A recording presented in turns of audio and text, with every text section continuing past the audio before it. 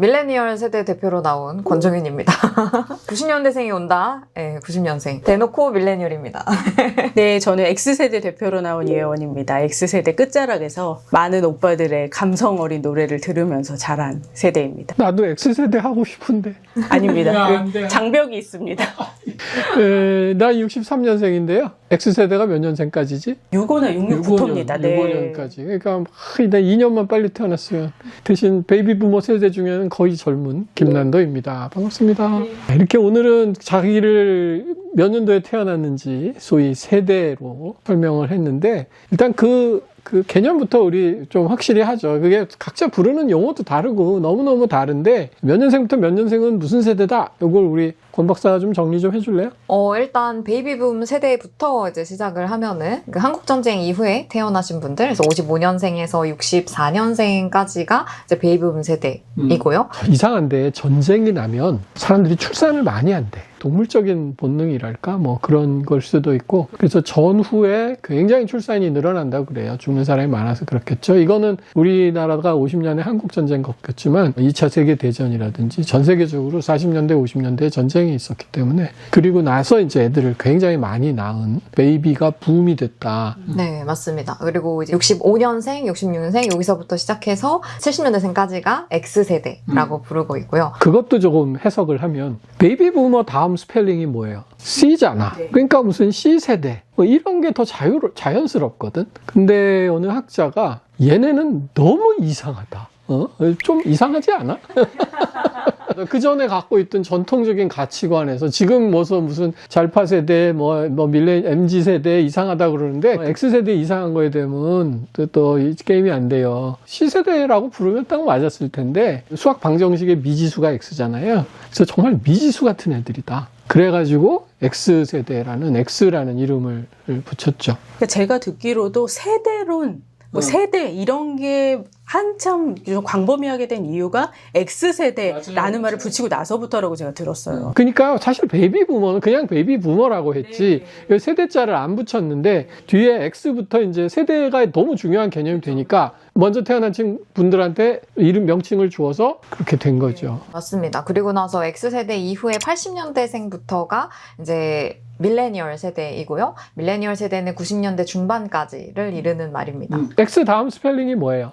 Y죠. 그래서 원래 밀레니얼 세대가 아니고 Y세대라고 불렀어. 저 어렸을 때는 Y세대라는 걸 훨씬 더 많이 들었습니다. 네. 근데 이제 Y세대의 특성은 뭐냐면 얘네들이 새천년을 맞는 거야. 지금은 2000 몇 년 이러니까 너무 당연한 것 같지만 1998년과 2000년은 너무 다르잖아요. 진짜 앞자리가 바뀌는 그런 시대고 특히 1999년 7월에 세계가 멸망한다. 그 노스트라다무스의 대예언 이런 거 있었고 Y2K 버그라고 그래갖고 컴퓨터들이 막 혼란을 일으켜서 핵전쟁이 날 수도 있다. 이제 이런 괴담들이 1990년대 말에 많이 퍼졌었어요. 또 97년이 IMF 위기였기 때문에 사람들이 스트레스도 많이 받고 과연 2000년이 올까? 이런 얘기하고 그랬다니까.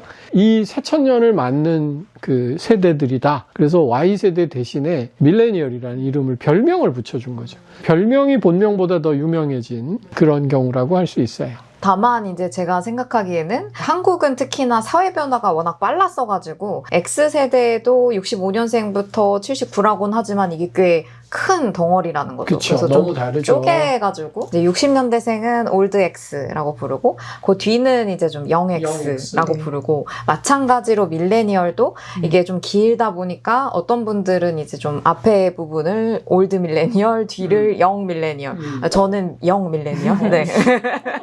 나도 영 저도 영 X. 이 밀레니얼 다음 세대가 요즘 많이 말하는 Z세대고요. 90년대 중반 95년생 부터 2009년까지 정도를 Z세대라고 부르고 있습니다. 그것도 이제 해석을 하면 Y 다음 스펠링이 뭐죠? Z죠. 네. 그러니까 이제 얘네들은 다시 본명을 찾았다. 그래서 Z세대 이렇게 됐고요. 베이비 부머나 X세대 입장에서 봤을 때 젊은 애들이 너무 이상해. 기원전 문서에도 요새 젊은 애들 이상하다 이제 그런 문서 있다고 그러잖아요. 그래갖고 이제 젊은 애들을 퉁치는 용어로 이 밀레니얼과 Z를 합쳐가지고 그러니까 Y하고 Z를 합친 거죠 사실.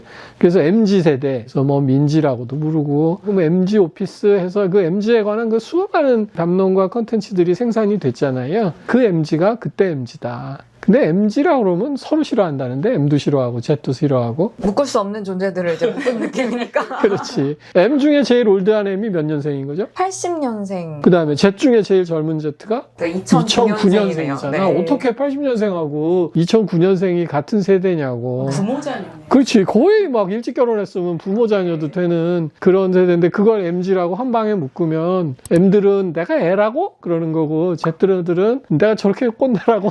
이제 그렇게 되는 거죠. 그래서 MG 그러는데 사실은 우리 이제 세대론 연구하는 입장에서는 거친 범주하다. 그렇게 얘기할 수 있을 것 같아. 그 다음 또 나왔죠, 세대가? 네, 그렇습니다. 이제 Z세대 뒤로 2010년생부터가 이제 알파 세대라고 부르죠. 떠오르고 있는 세대입니다. 자, Z 다음 스펠링이 뭐죠? 없죠. 그래서 이제 처음으로 돌아가요. 그래서 이제 A세대 그렇게 부르는 게 맞는데 또 어느 학장과 저널리스트가 알파라고 부르자. 알파에는 두 가지 의미가 있죠. 힘이 세다, 알파걸 뭐 이런 말 할 때. 그래서 얘네들은 효능감이 높은 능력 있는 세대다 이런 의미도 있고 또 이제 알파 세대는 그 전 세대하고 다른 게 우리 전 세대는 아날로그를 경험하다가 디지털이 오고 모바일이 없던 시대에서 모바일로 가고 뭐 이제 이랬는데 이 친구들은 뭐 거의 태어날 때부터 디지털, 모바일, 뭐 요즘 AI 이런 것들을 너무 자연스럽게 썼기 때문에 그전과는 다른 인류다. 그래서 이제 새로 시작한다는 의미의 알파를 쓰자. 그래서 이제 알파라고 얘기했고 아까 Y하고 Z, M하고 Z를 합쳐서 MG라고 하듯이 요새는 또 Z하고 알파를 묶대요. 잘파 세대. 잘파 세대 자녀 있지 않나? 네, 맞습니다. 저희 집 아이들은 이 알파 세대로서의 그 정체성을 굉장히 강하게 가지고 있는 2010년대생. 그러다 보니까 이 세대에서 제일 중요한 게 태어난 연도만큼이나 그 세대들이 어떤 해에 좀 더 영향력을 많이 받았고 또 이 사회에 좀 주도적인 게 됐는지가 굉장히 중요한 것 같아요. 그러니까 예를 들면 저희 이제 X세대 같은 경우는 90년대가 저희한테 굉장히 중요한 10년이거든요. 그래서 90년대에 여러 가지 우리나라로 치면 문화적인 현상들 또 문화적인 이제 확장과 오픈 이런 것들이 우리들만의 취향을 결정하는 중요한 때가 됐었는데 그런 측면에서 저는 세대를 이야기할 때 또 코호트 라는 거를 이야기하는 게 굉장히 중요하다고 생각하거든요. 그 90년대를 주름 잡은 문화예술인이 누가 계시죠? 네, 배우는 이정재 씨와 정우성 씨, 가수는 듀스와 서태지 이렇게 생각하고 있습니다. 박진영 PD도 아마 그 세대일 텐데 박진영 PD께서 무슨 말씀을 하셨냐면 자기들은 너무나 행운하다. 그래서 아날로그의 감성을 입고 자라다가 성장기에 디지털의 기술을 쥐었다. 그래서 왼손에 아날로그, 오른손에 디지털을 쥔 정말 그 양손잡이의 출발이다. 그러니까 축복인 거죠. 창작자들한테는. 그래서 이 세대의 작품들을 보면 아날로그 감성으로 충분하면서도 또 최근에는 굉장히 디지털 모바일을 활용한 테크놀로지의 수혜를 받고 있고 요때 진짜 내가 인정해도 90년대는 정말 그 문화의 감성의 황금기였는데 그도 그럴 것이 90년대부터 컴퓨터는 사실 그 전에도 나왔었어요. 하지만 일반 대중에게 확산이 되면서 사람들이 이제 가전제품 사듯이 컴퓨터를 구매하고 이제 한 게 90년대, 2000년대죠. 우리 제일 인생의 황금기를 몇 살 때라고 생각해요? 보통 한 20대 때라고 그러잖아요. 그러니까 20대 때, 10대 후반부터 20대까지 이제 들었던 음악이나 봤던 영화, 또 사회적으로 경험했던 또 충격적인 사건, 이런 것들이 되게 중요한데, 베이비부머 세대들은 역시 80년대죠. 우리 전 세대는 조용필 선생님 노래를 진짜 많이 들었어요. 뭐 가요 톱10이 폐지돼야 된다 이랬어. 왜? 항상 조용필 아닐 때가 없으니까. 내가 이거 지금 조용필 그 히트 앨범 가져갔는데 여기 사인도 있다. 김난도 교수님. 네, 조용필 교수님 뵀을 때 앨범 들고 가갖고 사인해달라고 그래서 사인 받았는데 50년생이니까 베이비부머의 시작점에 계신 분이죠. 그리고 또 하나 이제 잊을 수 없는 해외의 아티스트는 역시 마이클 잭슨. 그때 정말 팬이었어요. 우리 마이클 잭슨 이게 Bad라는 앨범인데 Man in the Mirror 있는 그 앨범입니다.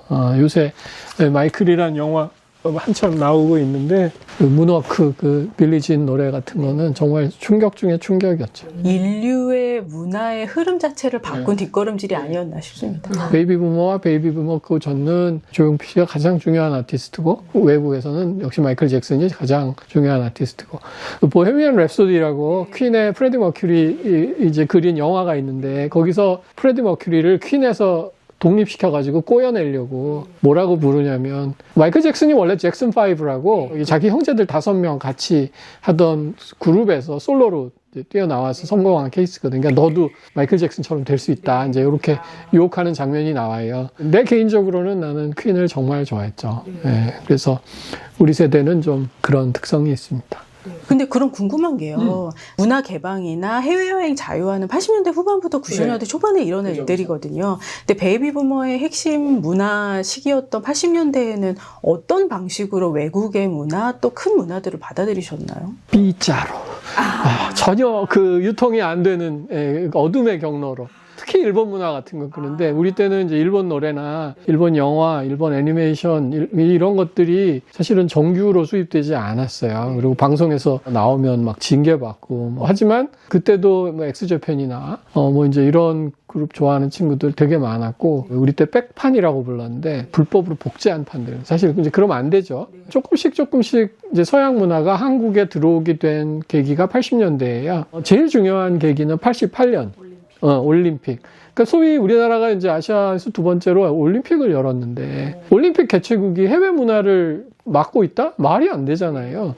그때 이제 해외 개방을 굉장히 강하게 했어요. 제일 대표적인 게 영화죠. 그전에는 우리나라 영화사들이 외국에서 영화를 사와가지고 배급을 우리나라 영화사들이 했어요. 그래서 그 영화를 만드는 게 그 배급권 따려고. 근데 그 지표가 굉장히 양적이었다고 그래요. 그래서 몇 편 만들었냐. 그러니까 그냥 영화 수준은 떨어지는 다 사실은 거기서는 돈 벌려는 생각이 없고 괜찮은 영화 하나 수입해가지고 하려고 그랬는데 88년도에 UPI인가 하는 곳이 이제 우리나라에 직접 배급을 한 거예요. 직배죠. 그래갖고 그때 나 기억도 나. 위험한 정사란 영화를 첫 직배 영화인데 그거 상영하는 첫날 영화인들이 극장 안에 뱀을 풀었어요. 지금은 상상하기 어려운 일인데. 그 우리나라 영화 산업 다 망한다고 이제. 그래서 정말 극렬하게 반발했던 게 88년입니다. 근데 난 그 기생충이 아카데미상 작품상 타던 날 나도 이제 한국 사람으로서 너무 막 자랑스럽고 흐뭇하다가 그 88년에 그 뱀푼 사건이 생각이 나더라고. 그 정말 다 말라 죽는다고 그렇게 격렬했었는데 그 본사인 아카데미상에 가서 저 주요상을 다 휩쓰는구나. 그러니까 굉장히 가슴이 벅차더라고요. 극단적인 예지만 80년대에 굉장히 쇄국적이던 문화산업이 세계로 확 트이면서 우리는 그 경계에 있었고 그 수혜를 90년대생들이 본 거지. 네, 맞습니다. 이 라이프 스타일이라는 게 계속해서 쌓이면서 터지는 게 있기 때문에요. 저는 90년대 우리나라의 문화가 그렇게 융성할 수 있었던 이유가 문화 개방이 되면서 일어난 일들이 있었고 그래서 저는 90년대 문화에서 좀 또 독특한 것 중에 하나가요. 그때 당시에 유명했던 연예인들, 가수분들을 보면 다들 4년제 대학을 나오셨어요. 그러니까 소위 말하는 좋은 대학을 나온 사람들이 이제 뭔가 문화를 앞서 나가고 이끌고 하는 그런 분위기들이 있었던 것 같습니다. 나는 이제 80년대 대학을 다녔고 82년 학번인데 우리 때 그 대학생들 나름 자기는 수준 있다고 이제 잘난 척을 하잖아요. 우리 그 타임이나 뉴스윅 이런 잡지를 영어 잡지 반으로 접어서 청바지 뒤에 꽂고 다니는 게 막 유행이고 그러던 시기가 있었는데 다 팝송 들었어요. 왜냐하면 가요라는 게 트로트 같은 뭐 트로트가 수준이 낮다는 뜻은 아니지만 요새 다시 트로트 붐이지만 뽕짝뽕짝 한다고 그랬는데 이제 그 우리 수준 낮아서 못 들었겠고 우린 팝송 듣는다, 샹송 듣는다. 그 정도로 좀 해외 문화와 국내 문화의 격차가 컸었는데 90년대 들면서 역전이 됐죠. 난 그래서 조용필 씨가 되게 중요하다고 생각하는 게 우리나라 노래 수준을 업그레이드 시키고 지켜준 분이 조용필 씨예요. 그래서 그 명맥을 이었고 그게 이제 90년대 이후에 한국 문화로 이어졌다. 그리고 아까 이제 90년대 서태지 씨 얘기했는데 저는 서태지 아티스트의 정말 결정적인 공로는 이제 장르를 확 다변화시켰던 측면도 있고 대중문화의 소비 연령을 드디어 이제 10대로 끌어내렸어요. 그전에는 대학생들 돼야 이제 팝송도 듣고 가요도 듣고 판도 사고 그랬었는데 지금 아이돌들 사실 10대에서도 많이 좋아하잖아요. 그 이전도 좋아하고 근데 이제 그게 가능해진 게 서태지와 아이들 이후다. 그렇게 얘기했죠. 옛날 얘기 너무 많이 하면 재미없겠다.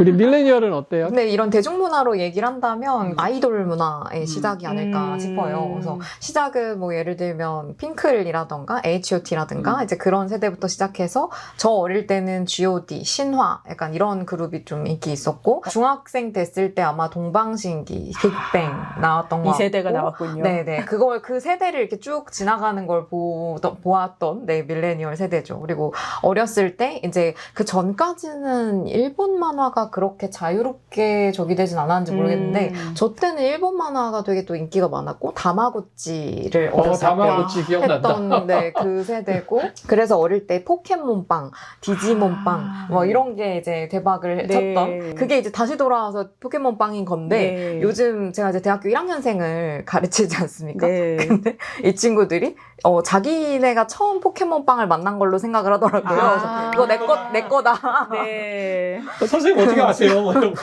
그래서 내가 그 디지몬 빵도 있었어 알아? 이렇게 하니까 깜짝 놀라면서 그런 빵이 있었냐라고 모르더라고요. 네. 요새 그 포켓몬 카드가 막 억대에 거래되고 그런다는데 그게 뭐냐면 이제 이 세대가 그대로 자라서 이제 구매력이 있는 나이가 된 거지.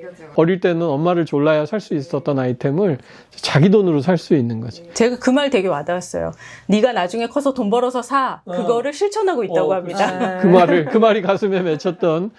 지금 아이돌 얘기했는데 이제 서태지 씨까지와 그 아이돌 특히 H.O.T.하고의 차이는 드디어 기획된 가수의 출연. 그게 되게 중요하다고 생각해요. 그전은 물론 그전에도 기획사라든지 기획자의 역할이 중요하지 않았던 건 아니지만 뉴키즈 온 더 블락이라는 꽃미남들로 구성된 보이밴드 이게 이제 굉장히 히트를 치면서 지금 TV 프로그램에 유키즈 언더 블럭이 사실 그걸 따온 건가요? 그쵸? 네, 맞습니다. 처음 알았습니다. 아니, 그렇구나. 뉴키즈 언더블럭이 우리나라에 1992년 2월에 내한 공연을 왔어요. 근데 서태지와 아이들 1집이 역시 또 1992년 상반기예요. 그러니까 사실은 그 어떤 보이그룹, 그 다음에 세련됨을 잇는 시작이라고도 볼 수 있어요. 그렇구나. 네. 아무튼 뉴키즈 온 더 블락 H.O.T 이후로 기획된 보이그룹, 걸그룹 이제 이런 아이돌들이 나왔고 그것이 지금 뭐 BTS나 세븐틴으로 이어지는 K-팝의 1세대 원류를 이루었다 그런 생각을 할 수 있는 거죠. Z세대는 어떤가? Z세대의 가장 좀 핵심적인 경험이라고 한다면 디지털 문화에 대한 뭐 그런 게 많이 클 것 모바일 같고. 문화일 것 같아요. 디지털과 모바일. 네. 무엇이든지 다 온라인 상에서만 소비를 하는 거죠. 음악도 온라인에서 듣고 드라마도 온라인으로 듣고 사실 이전에는 많은 것들을 경험하기 위해서는 내가 직접 움직였어야 됐지만 지금은 내 손 안에 모든 게 들어와 있기 때문에 그것들이 다 연결되지 않을까 하는 생각이 듭니다. 저는 사실 밀레니얼과 Z가 그런 디지털 경험에서 막 그렇게 차이가 나는지는 잘 모르겠어요. 저도 90년생이지만 어릴 때부터 이제 그런 PC와 그 모바일, 저도 중학교 1학년 때인가 이 폴더폰을 쓰기 시작하면서 그랬던 기억이 나는데 전 Z세대의 가장 큰 부분이 X세대의 자녀인 게 크지 않나? 라는 생각이 들어요. 훨씬 더 좀 자유분방하게 자란 것 같은 느낌? 저는 베이비붐 세대의 자녀이기 때문에 조금 더 빡세게 자란 느낌? 네. 그게 진짜로 그 우리 어떤 세대를 얘기할 때 어느 부모의 어떤 스타일로 양육받았느냐가 되게 이제 중요한데 물론 부모님마다 양육 방식이 조금씩 다르긴 하지만 세대별로 다르거든. 근데 이제 베이비 부모들은 양육을 할 때 지금도 굉장히 근엄한 가치관, 열심히 노력해야 한다. 뭐 사회에는 정해진 성공의 비결이 있다. 남의 눈은 굉장히 중요하다. 좋은 학교를 나와야 된다. 이제 이런 생각이 굉장히 강한 세대인데 공감하시나요? 네네. 네네네. 그렇다면 X세대 부모는 어떻게 가르쳐요? X세대 부모는 본인의 선택과 본인이 가는 길이 제일 중요하다가 가장 기본인 것 같습니다. 그러니까 이제 양육을 받은 Z세대와 알파 세대들은 훨씬 분방한 그런 사고를 갖게 되는 거죠. 요새 트렌드 보면 엄마하고 딸하고 같이 여행 가거나 이 부모가 자식 간의 관계가 되게 좋아요. 왜 그런가 이렇게 보면 부모들이 굉장히 자녀하고 친할 수 있다. 허용적이다. 우리는 부모와 자식이 친구다 이런 생각 별로 없거든. 저는 약간 더 하자면 이제 베이비붐 세대까지는 아빠랑은 잘 안 친하고 엄마랑은 친해요. 왜냐면 아이들을 이제 2명씩밖에 안 낳고 이랬으니까. 그래서 저도 엄마랑은 여행을 자주 가는데 아빠랑 가는 건 좀 어색하다. 근데 Z세대로 가면 아빠까지 친해지는 게 좀 달라진 지점이 경험인 것 같아요. 뭐 프렌디라고 그러대요. 우리 때는 아빠는 볼 수도 없는 존재고 되게 엄하고 야단만 치는 존재고 부모하고 친해지는 건 부모 X세대가 베이비 부모하고는 다른 양육의 가치관을 가졌기 때문이다. 저는 이런 이야기에서 사실은 가장 또 궁금한 게요. 세대론의 이제 또 개념 중에 하나인데 저는 세대만큼이나 중요한 게 사실 시대성이라는 생각도 많이는 들거든요. 부모 자식 간에 조금 더 가까워지게 된 계기가 세대가 원인일지 혹은 시대가 원인일지가 많이 헷갈려요. 왜냐하면 지금 이 시점을 보면 이미 베이비 부모 부모들도 또 사실은 밀레니얼 자녀들과 친해지기 시작했거든요.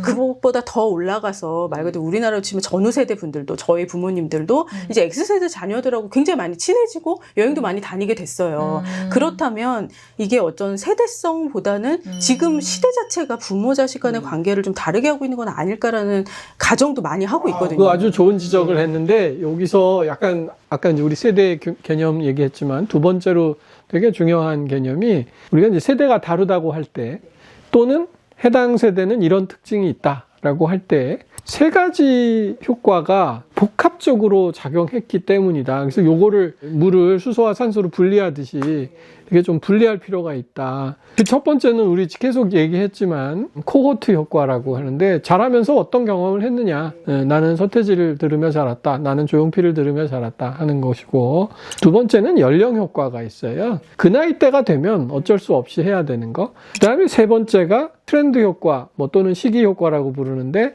지금 말씀하신 대로 그 어떤 시대를 살고 있느냐 하는 거죠. 두 분 다 그쪽으로 논문을 한 편씩 썼죠. 네, 맞습니다. 우리 권 박사가 개념적인 논문을 썼는데 지금 얘기한 세 가지 효과에 대해서 조금 재밌게 설명 좀 해주세요. 네, 뭐 이미 말씀을 주셨지만 일단 첫 번째로 연령 효과 혹은 생애 주기 효과라고 하는 것은 20대가 되면 다 어떤 누구도 그냥 그렇게 행동을 할 만한 예를 들면 20대 청년이라고 하면 좀 자유분방해진다거나 놀고 싶어 한다거나 뭐 약간 그런 성격이 있는 거라든지 뭐 결혼을 해서 가정을 꾸렸다라고 하면 그 생애 주기 효과 때문에 이제 아이가 생김으로써 인하에 변화하는 뭐 소비적인 특성 이런 것들을 이제 연령 효과라고 부를 수 있을 것 같고요. 그거는 옛날이나 지금이나 20대나 30대가 되면 당연히 일상 그렇게 될 수밖에 없는 그런 부분이 있고 또 거기서 이제 하나 더 한다면 뭐 이제 좀 나이가 더 먹어서 아무리 젊게 산다고 하지만 이제 뭐 체력이 좀 떨어진다든지 노안이 온다든지 약간 이런 생물학적 변화들도 거기에 좀 해당이 될 것 같습니다. 예를 들면 우리 얼번 그랜이라고 젊게 사는 할머니들 취재 옛날에 트렌드 코리아에서 한 적이 있는데 요새 할머니들은 옛날 뭐 뒷방에 앉은 할머니 같은 분들이 아니죠. 너무너무 멋지게 입고 액세서리도 되게 화려하게 하고 고속터미널 역에 가면 저 시니어들이 하라주꾸라고 부르고 막 그러던데 우리가 거기서 사진 많이 찍고 인터뷰도 하고 그랬는데 그분들 신발은 멋지지 않아.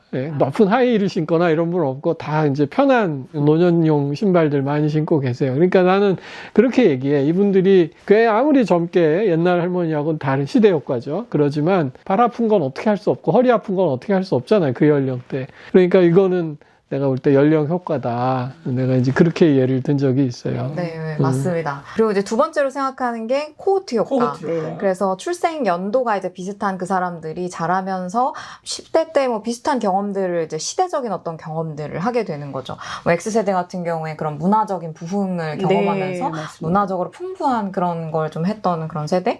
그리고 뭐 베이비붐 세대는 너무 인구가 많아서 복작복작한 그 교실에서 네, 똑같은 그 교복 입고 빡빡이로 깎고 이제 그렇게 자란 그런 코호트 경험. 어떻게 알았지? 제가 수업 시간에 그걸 학생들한테 보여주거든요. 저도 같이 놀라거든요. 저런 데서 공부를 할 수 있었다 이런 거를. 그게 한 반에 60명이면 굉장히 한 반 수가 작은 거였고 우리는 1부제, 2부제 이렇게 있었어요. 그러니까 교실이 모자라니까 극장 상영하듯이 1부에서 60명, 90명 수업 듣고 걔네들 퇴근하면 오후에 2부가 와서 수업 받고 이런 적도 있었다니까. 그런 학교가 이제 학생이 없어서 폐교가 된다 그러니 얼마나 시대가 바뀐 거예요. 사실 그런 코호트 경험을 했기 때문에 경쟁이 정말 치열할 수밖에 없었고 입시라던가 이런 게 또 굉장히 중요했고 막 이런 것들이 이제 그 시간이 지나도 남아있는 그래서 나이를 먹어도 갖고 있는 그 코호트 세대만의 특성 이걸 이제 코호트 효과라고 부르는 우리가 거죠. 이제 정치 얘기는 잘 하지 않지만 옛날에는 정치의 그 선호도를 볼 때 지역적으로만 갈렸지 연령별로는 별로 안 갈렸는데 요새는 연령별, 성별로 또 많이 갈리잖아요.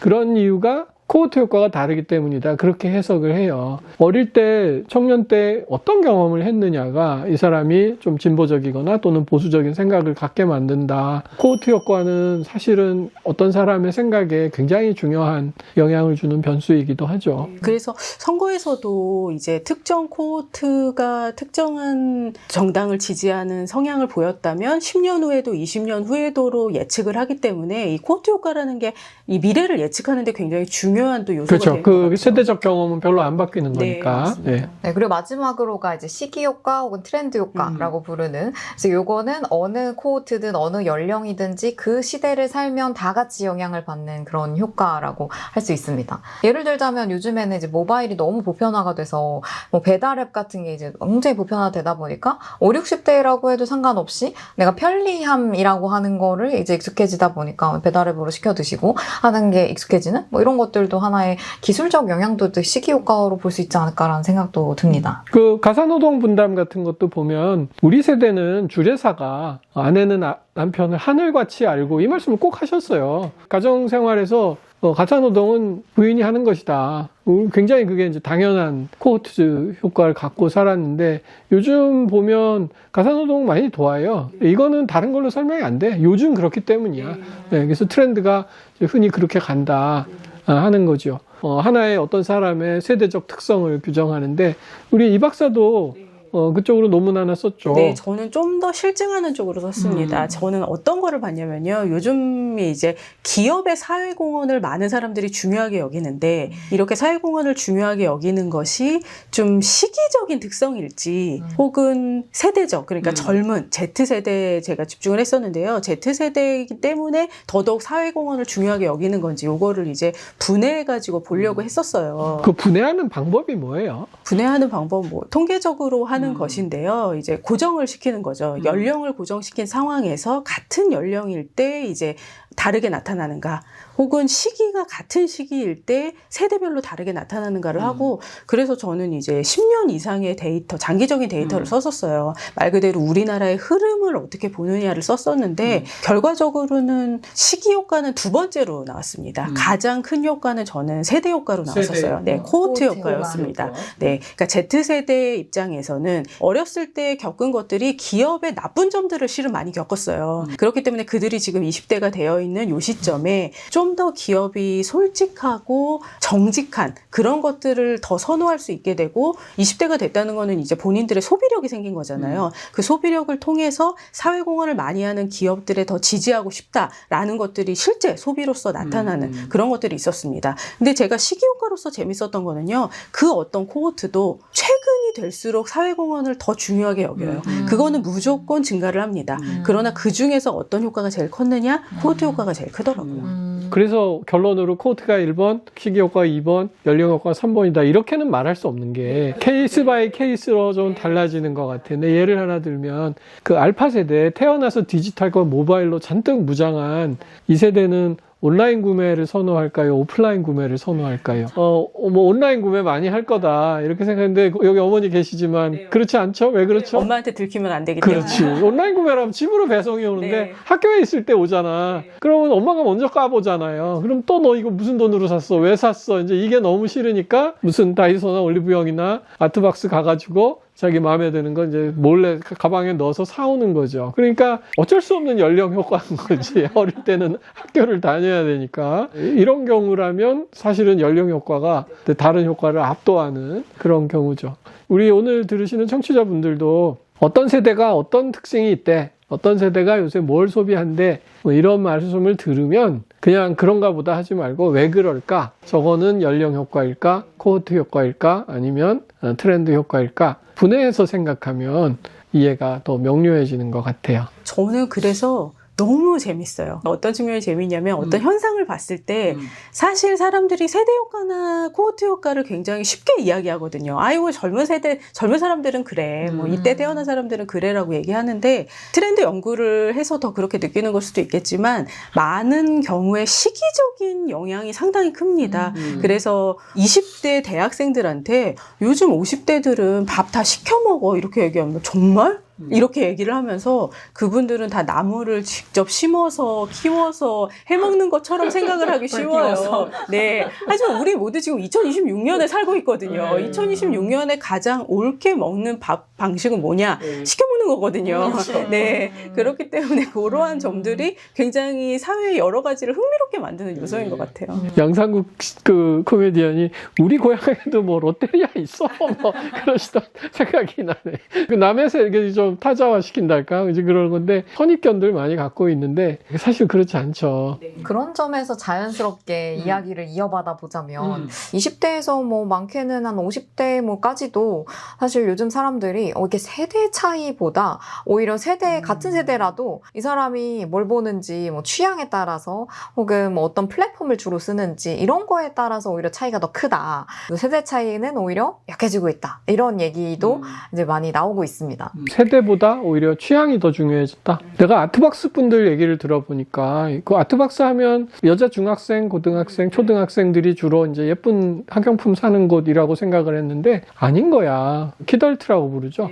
특정한 취미를 가진 친구들이 거기 와서 피규어라든지 뭐 이런 것도 많이 구매하고 취향이 되게 중요해진 것 같다는 그런 생각이 들어요. 그러니까 소비라고 하는 게 예전에는 연령대에 따라서 할 수 있는 소비가 굉장히 좀 차이가 있었는데 사실은 이제 10대부터도 굉장히 이제 소비에 열려 있고 하려면 할 수 있고 하다 보니까 그 연령 간의 소비에서 약간 뭐 40대인데 이런 걸 소비해라는 그런 규범도 많이 없어졌고 그러다 보니까 이게 막 섞일 수 있게 된 게 아닌가. 그리고 보는 어떤 콘텐츠를 보느냐에 따라서 저는 이제 예를 들면 건강에 이제 관심이 많은데 근데 옛날에는 건강이라고 하면 주로 중장년층의 이슈였단 말이죠. 근데 이제 지금은 건강에 관심 있는 사람이면 그냥 진짜 20대부터 50대까지 하나의 채널을 볼 수 있으니까 연령별 차이로 나누는 게 조금 약해진 게 아닌가 라는 생각이 좀 지금 드네요. 얘기를 듣다 보니까 그러면 결국 온라인 소비가 확성화된 게 좀 세대 간의 차이를 줄이는 걸 수도 있을 것 같아요. 네. 예전에는 소비가 발생을 하면 그 소비를 하는 사람이 누구인지 그 소비의 주체가 누구인지가 너무나 드러났거든요. 맞아요. 근데 지금은 내가 구매를 하고 클릭을 했을 경우에 이거를 산 사람이 누구인지가 맞아요. 전혀 겉으로 드러나지 않거든요. 그러니까 내가 원하는 대로 마음대로 살 수 있는 거죠. 그 얘기도 너무 맞는 말씀인 네. 것 같아요. 예를 들면 저는 다꾸를 해요. 네. 다이어리 꾸미기를 한답니다. 네. 그래서 저는 말씀하신 아트박스의 소비자입니다. 그래서 여기 계셨군요. 여기 계셨군요. 네, 스티커를 모은답니다. 그래서 이게 오프라인으로만 사면 예를 들면 옛날에 이게 화장품도 막 이렇게 막 에뛰드하우스 같은 막 이런 공주풍이면 좀 연령대 있는 사람이 들어가긴 조금 어려운 뭐 이런 분위기가 있었잖아요. 네. 근데 약간 그런 것처럼 오프라인으로만 하면 저기는 어린 친구들이 가는 곳이라고 해서 못 갔을 텐데 네. 지금은 사실 그냥 온라인으로도 살 수 있고 하니까 그래서 그런 장벽이 많이 낮아진 것 같긴 합니다. 또 온라인이 발달하면서 다른 세대가 어떻게 소비하고 있는지 훨씬 정보가 쉬워졌어요. 나이 든 사람들은 요새 젊은 사람들이 뭐가 관심이 있는지 또 젊은 사람들 사이에서는 어떤 가수 컨텐츠가 유행하는지 그거 보고 배우는 거죠.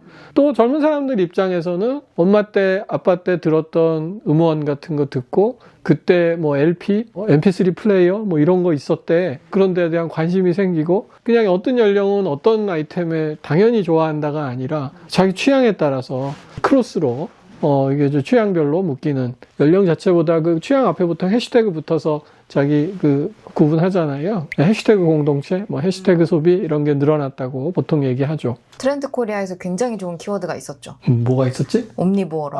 네. 너무 좋아하는 키워드입니다. 옴니보어가 뭔지 설명 좀 해주세요. 옴니보어는 원래 생물학적 용어죠. 잡식성. 취향의 잡식성을 뜻하는 것으로 사회학에서 많이 쓰이고 있고요. 그래서 그 취향 중심으로 이루어지는 것으로 이야기했는데 저희 트렌드 코리아에서는 연령 혹은 내가 속한 지역, 집단 등에 상관없이 나의 취향을 드러내면서 소비하는 사람들 혹은 소비하는 현상을 뜻했습니다. 옴니보어 소비가 이제 자꾸 늘어나는 이유 중에 또 하나는 이거는 책에 잘 안 나오는 얘기인데 내 생각엔 사람들이 자기를 젊다고 생각해. 이런 일이 있었어요. 어느 식사 자리를 나갔는데 처음 보는 어느 회사 대표님이 나오셨어. 그래서 이제 안녕하세요 그리고 이제 명함 교환하고 이렇게 딱 봤는데 내가 보기에 나보다 한 5살은 위신 것 같아요. 그래서 이제 내가 정말 존댓말을 깍듯하게 했는데 뭐 막 얘기하다가 보니까 동갑인 거예요. 그래서 우리 동갑끼리 너무 반갑다고 앞으로 친하게 지내자고. 그러니까 그분이 뭐라 하시냐면 교수님 저보다 훨씬 선배님인 줄 알고 어려워했는데 동갑이군요 이러고 좋아하더라고. 가만히 그때 생각을 해보면 나 순간 내가 저렇게 늙었다고 이제. 그러니까 그분도 그렇게 생각한 거지. 사람이 딱 서로 자기는 저렇게 안 늙었다고 생각해. 사람이 그런 거를 자기 지각 연령 어려운 말로 그렇게 표현해요. 그래서 그 공식이 있죠. 0.7. 보통 0.7. 예, 그래서 50세면 지가 35인 줄 아는 거야, 실제로. 그러니까 내 친구들은 다 늙었어. 그러니까 동창회 나가보면, 저것들 왜 저렇게 늙었냐? 그렇지만 나는 아닌 거지. 그 생각을 서로 하는 거지. 근데 그러면 사람들이 지향한다거나 본받아야지라고 생각하는 이 시선이 아래쪽으로 있는 건가요? 자기보다 훨씬 아래로. 근데 보면. 사실 롤모델이나 본받는다는 뭔가 나보다 먼저 간 사람들을 좀 본받고 싶어 하는 게 인지상정이라고 글쎄, 그거는 생각했어요. 뭐 인생에서는 그럴지 모르겠으나, 절대로 그렇지 않아. 그래서 그 노년층 타겟 화장품 이런 게 안 되는 거야. 그게 이제 옛날에 좋은 예가 시쉐이도에서 고령자 전용 화장품을 낸 거예요. 그래서 아주 젊어 보이는 할머니를 모델로 세우고 50대가 젊어 보이면 일본은 달라집니다. 뭐 이제 이런 식의 카피를 내세웠던 그런 캠페인이 있었는데 폭망했어요. 왜냐하면 50대들은 자기가 35쯤 된다고 생각해. 그래서 35살짜리 모델이 나와야 내가 저걸 쓸 수 있겠구나. 저건 나한테 맞는다. 이렇게 생각을 한다는 거죠. 제가 지금 사실 50을 바라보고 있는데요. 그런 카피의 화장품이 있다면 절대 사지 않을 것 같습니다. 저는 올리브영의 인디 브랜드 쓰고 싶어요.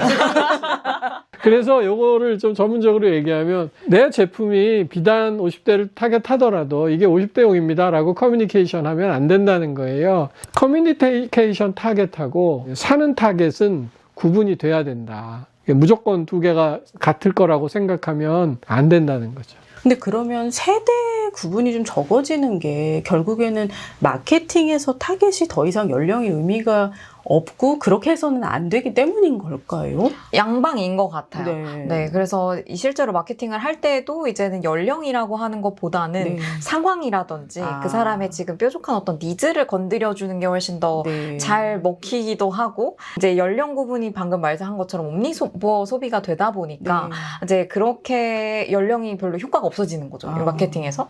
이건 이제 옴니버 키워드 때 많이 설명했던 부분인데, 옴니버 소비자가 늘어나면 타겟팅을 또는 마켓 세그먼테이션, 시장의 세분을 연령으로만 하는 것은 조금 위험해지죠. 두 번째는 그 같은 이 마케팅을 한다고 할 때는 어떤 마케팅 메시지를 주느냐도 되게 중요하지만 이걸 어떤 매체에 실어서 보낼 거냐. 옛날에는 다 신문하고 방송을 봤으니까 그냥 메시지만 중요했거든요.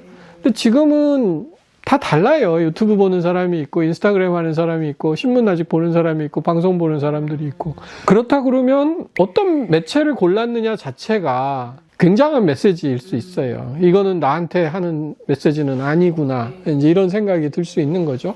그렇기 때문에 매체 선정도 사실 되게 어려워졌다. 와이즈앱 리테일 그 앱 사용 조사하는 그 기업에서 이제 2025년에 발표한 바에 따르면 이제 2024년까지는 안 그랬는데 2025년부터 40대의 앱 사용 1순위도 인스타그램이 되었다. 그 전까지는 밴드였는데 약간 이런 걸 봤을 때 다 같이 인스타그램 20, 30, 40대가 쓰고 있으니 이제 그런 옴니버가 일어나는 게 자연스러워진 것 같습니다. 네. 그렇죠. 그래서 요새 뭐 소개팅 하면 서로 어떤 해시태그 하는지, 어떤 좋아요 눌렀는지 이렇게 보면서 돋보기 보기 하면서 나랑 취향이 비슷한가 뭐 이제 이런 그 얘기 많이 한다고 그러더라고요. 듀오에도 여쭤봤더니 옛날에는 뭐 사실 우리 내 바람직한 짝을 찾을 때 연봉이라든지 안정된 직장이라든지 용모라든지 이런 거 봤는데 요새 반드시 들어가는 게 MBTI하고 취향하고 취향 안 같으면 요새 사귀기 어렵다 뭐 이제 그런 이야기도 많이 나오는 거죠. 그렇죠. 사는 세계가 다를 수 있죠. 취향이 다르다고 하는 것이 그런 것 같습니다. 그러니까 옛날에는 연령이 다르면 사는 세계가 달랐는데 맞아요. 지금은 연령과 상관없이 내가 무엇을 좋아하고 무엇을 추구하느냐가 결국 그 사람의 세계와 기반을 결정하는 게 되는 그렇죠. 네, 네. 그 사람의 정체성을 정하는 게 곧 네. 이제 예전엔 직업 같은 것만 있었다면 네. 지금은 내가 뭘 좋아하고 어디다 돈을 쓰고 시간을 쓰는지가 나의 정체성을 정하니까 그렇게 세계가 달라진다고 네. 하는 게 맞는 거죠. 네, 네. 그러니까 저는 또 여기서도 되게 아이러니함이 있는 게 사실 세대론이 굉장히 많이 확산화되고 좀 일반화된 이유가 마케팅 때문이거든요. 마케팅 하시는 분들이 우리의 타겟을 찾기 위해서 연령과 어떤 코트 경험이라는 것으로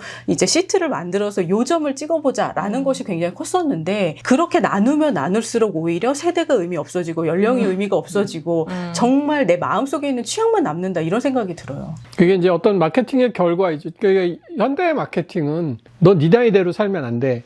젊게 살아야 돼. 요새 젊은 애들은 다 이렇게 하고 있다. 너도 따라하지 않을래? 이제 이런 문법을 취하고 있기 때문에 그 사실 자기 세대에 대해서 사람들이 뭐라 그럴까? 자랑스러워하지 않는 것 같아요. 그러다 보니까 오히려 나의 연령 자체보다는 취향이 훨씬 중요해지는 그런 결과를 보여준다고 할 수 있겠어요. 갑자기 문득 든 생각인데 예전에는 그래도 뭐 50대 소비자다라고 하면 요즘 젊은 애들이 이거 한대 라고 해서 소비하는 게 있었다면 요즘에는 약간 굳이 이거 젊은 애들이 좋아하는 걸로라고 안 하고 그냥 요즘 이게 잘 나간대 요즘 이게 힙하대 그냥 이렇게 하면서 자연스럽게 소비를 하시는 것 같아요. 왜냐면 주변에도 어머니 친구분들이나 보면 호카 뭐 이런 브랜드가 엄청 신고 하시는데 네. 약간 이게 뭐 젊은 애들이 신는 거라 해서 신는 건 네. 아니거든요. 그냥 요즘 잘 나가는 브랜드래라고 해서 신는 거지. 갈수록 네. 시기성 트렌드가 네, 네. 중요해지는군요.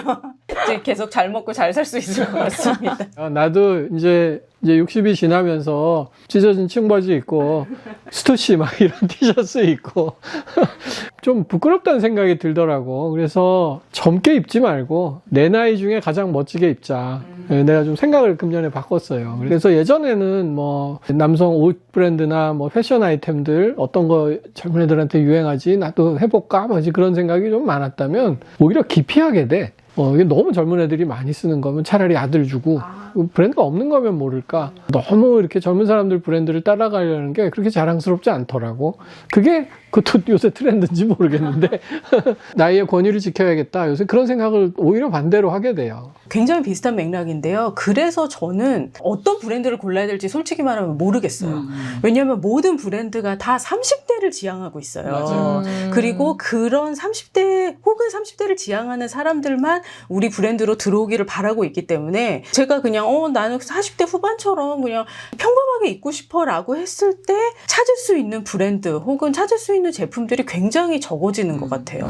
그래서 어떻게 보면 이 전 지구상에 모두 30대만 존재하고 있는 것은 아닌가 하는 생각이 제가 가끔 들 때도 있습니다. 좀 화가 나요. 그래서 든 생각인데 편집샵이 좀 발달하는 이유가 그런 이슈도 있지 않을까? 그런 거네. 예전에는 브랜드들이 자기 타겟 연령을 갖고 있고 그래서 이제 해당 연령이 자기 좋아하는 브랜드들이 있잖아요. 그랬다면 요새 편집샵들은 사실은 취향을 확실히 강조하잖아요. 그러니까 해당 편집샵에 들어가면 연령을 지금 얘기한 딜레마를 좀 해결할 수 있는 거지. 내가 뭐 굳이 30대 브랜드가 아니더라도 그런 비슷한 취향 중에서 고를 수 있지 않는가 뭐 그런 생각이 조금 드네. 그러면 이제 세대가 필요 없어지는 건가? 세대 구분이 아예 없어지는 건가? 그렇다면 세대로는 처음에 왜 등장했었던 걸까? 이런 생각을 이제 하게 됩니다. 그러네. 그것도 좀 딜레마네. 90년대 후반에 그 교수가 돼가지고 강의안 준비할 때 세대는 500페이지짜리 교과서에 5페이지? 이 정도밖에 안 돼.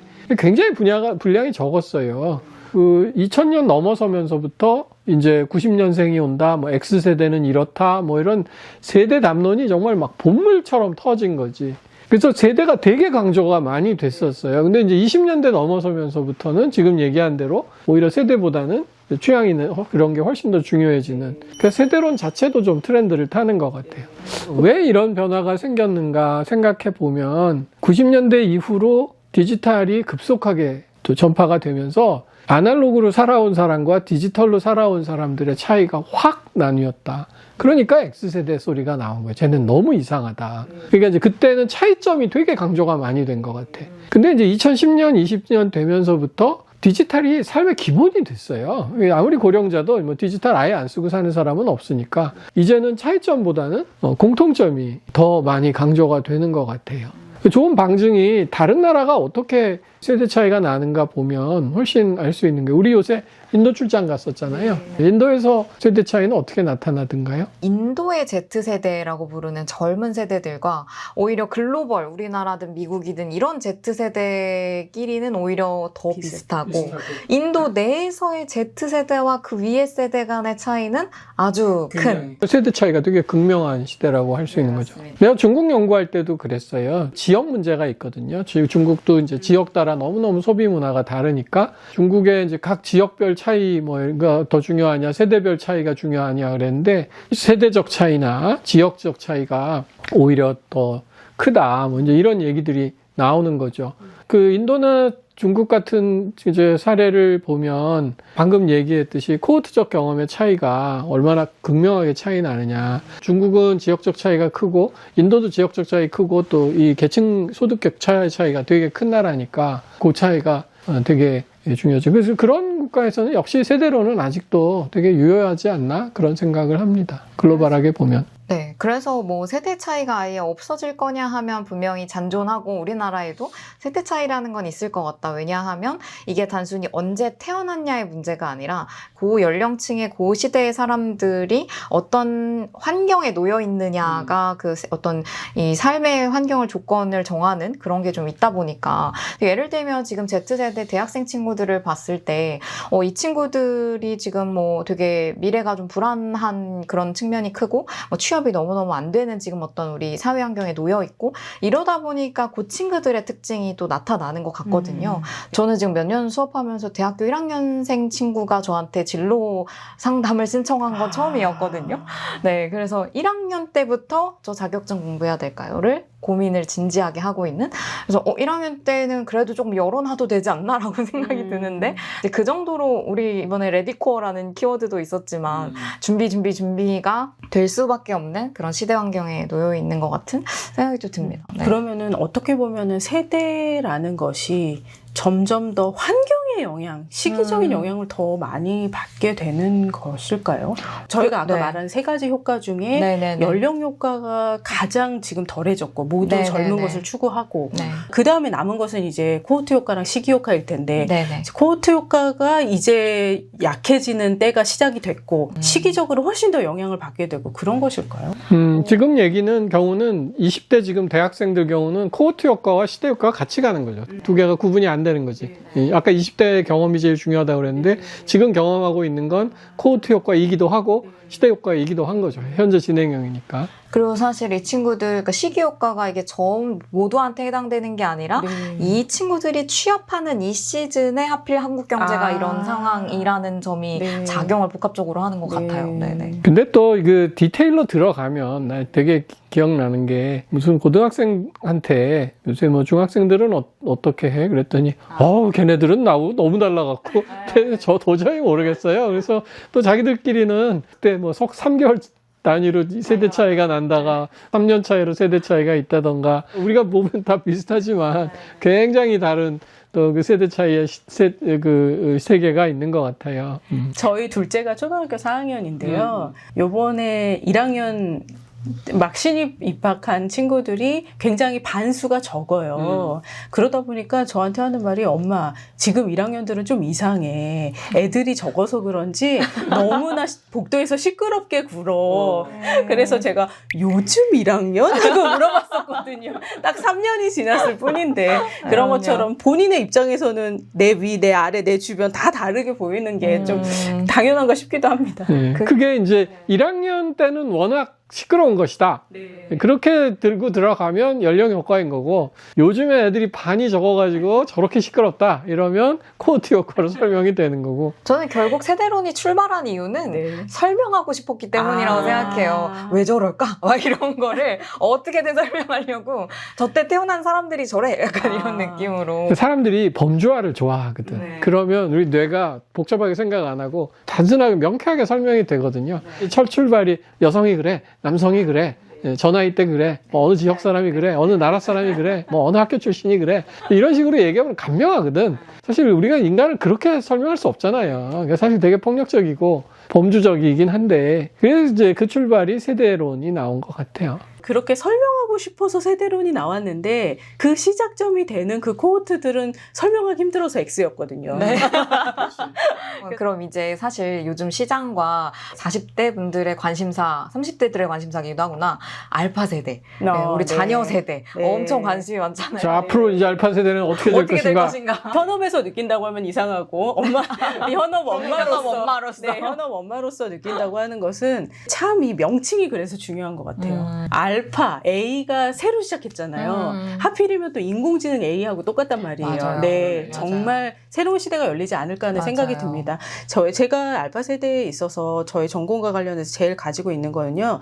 이들은 단순한 하나의 존재가 아니라 이미 다 소비자들이에요. 지금 알파 세대는 사실 그 알파 세대 분리상 아직 안 태어난 분들도 계시거든요. 그래서 정말 말 그대로 0세부터 한 중3 정도까지 포함인데 이 친구들은 이미 초등학교 때부터 본인이 한 명 한 명의 소비자로서 나의 취향을 드러내고 내 돈을 쓰고 하는 게 너무 당연합니다. 그러니까 아트박스, 다이소, 올리브영의 굉장히 주요 연령대가 5, 6학년 여성들인 것도 저는 그들을 다 소비자로서 볼 수 있게 됐고 그들이 소비자들이 됐기 때문인 것 같아요.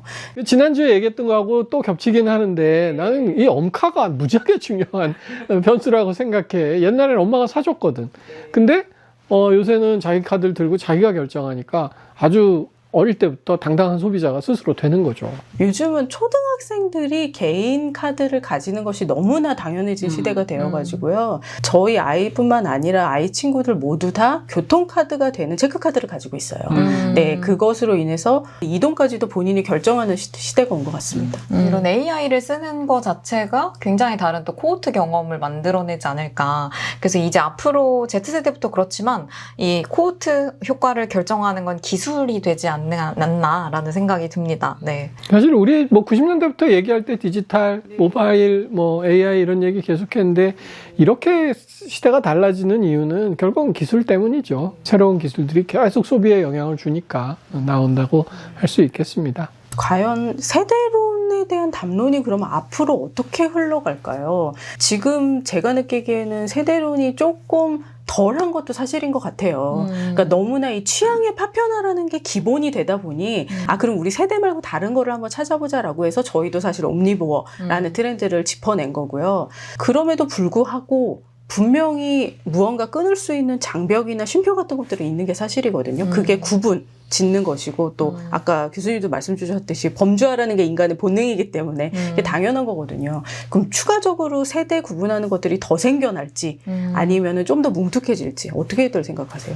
어떤 부분에 있어서는 네. 세대가 여전히 작용을 하지 않을까요?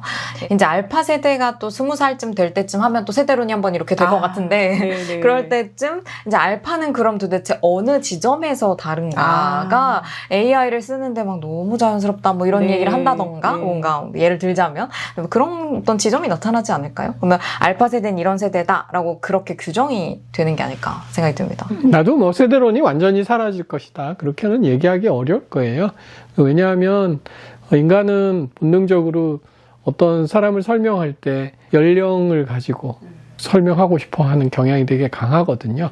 필연적으로 우리는 나이를 먹고 또 양육을 하고 독립을 하고 하면서 같은 코호트 경험을 한 사람들이 그 특성은 보일 것이기 때문에 세대론은 여전히 유효하다. 하지만 모든 것을 세대론으로 환원시켜가지고 세대론으로 일반화시키는 노력은 사실 불가능해졌고 정확하지도 않고 그렇기 때문에 또 새로운 담론들, 구분하는 담론들이 나오게 될 것이다. 그걸 제일 잘 짚는 사람이 시장을 제일 잘 보는 사람이 될 거고 트렌드를 제일 잘 보는 사람이 될 것이다. 이렇게 전망할 수 있겠죠. 메릴랜드 대학교의 필립 코언이라는 사회학 교수님이요. 준비했구나. 저 말 하려고 나한테 물어본 거였어. 지금 말씀 듣다 보니까 생각나는데 한 5년 전쯤에 트위터에 재미난 게시물을 하나 올리셨어요. 여러 세대가 적혀있는 종이를 불태우는 사진을 올리셨거든요. 그러면서 세대론 이제 다 필요 없다라고 했는데 저는 이게 재밌었던 게 사회학만큼이나 세대론 코호트가 중요한 학문이 없음에도 불구하고 굉장히 과격하게 불을 태우셨단 말이에요.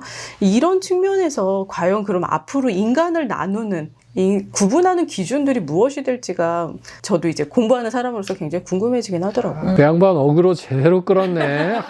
나도 좀 그렇게 해. 막 불 태우고, 막 뽀개고, 막 이런 거 좀 해줘야 되는데. 저희 썸네일은 다 부수고 있는 걸로. 제너레이션 쓴 거를 부수고 있는 걸로. 세대로 뻐개! 막 이런 도끼를 들고 부셔! 뭐 이제 이런. 그렇게 만드는 걸로 합시다. 오케이. 네. 좋습니다. 자, 질문을 다시 돌아가면, 그럼 세대를 잇는 새로운 기준은 무엇이 될 것인가? 뭐 이게 질문이었죠? 네네. 오케이. 생각해 볼 만한 문제일 것 같습니다. 그거 우리 잘 찾아서 트렌드 코리아 2027에 한번 반영시켜 보도록 합시다. 네.